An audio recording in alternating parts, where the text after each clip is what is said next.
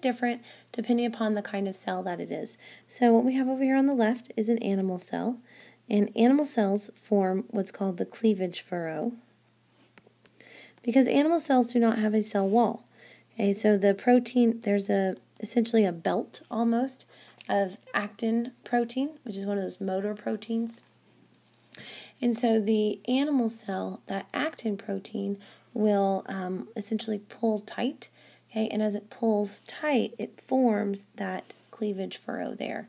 And eventually it will pinch it so much into the middle that it pinch into two different cells.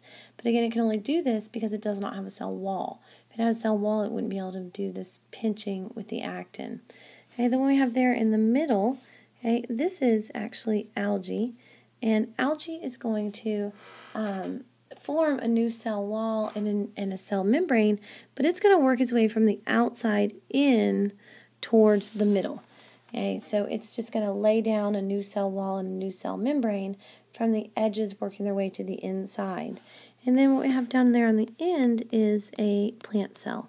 And so a plant cell is going to lay down what's called a cell plate. But in the plant cell, the case of the plant cell, it's going to start in the middle and actually work its way out towards the edges. Okay, and so these vesicles will start to fuse together that are forming the cell plate. So a little bit different in the algae, basically, more in the direction that it's going to go. So just another view to get to really compare the plant versus the animal cell. Okay, so you've got the ring here of the actin fibers that are forming that cleavage furrow in the animal cell because of the no cell wall. And then you have the cell plate forming here on the plant cell as you're laying down these vesicles. Okay, and those vesicles will eventually fuse together to form the cell plate.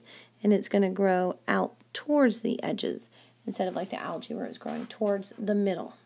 The last thing we're going to kind of wrap this up with is prokaryotic reproduction. So all of this had to be, all this talk about mitosis and stuff, that has to be eukaryotic cells because they actually have a nucleus. So prokaryotic cells do something very similar. Okay, what we're looking at here is binary fission.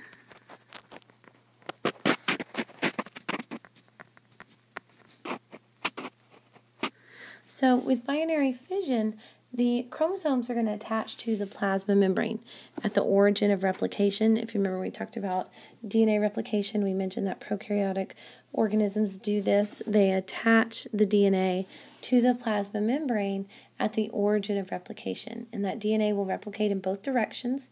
Remember, it was way faster than eukaryotic DNA replication because it was occurring in both directions and it's significantly shorter.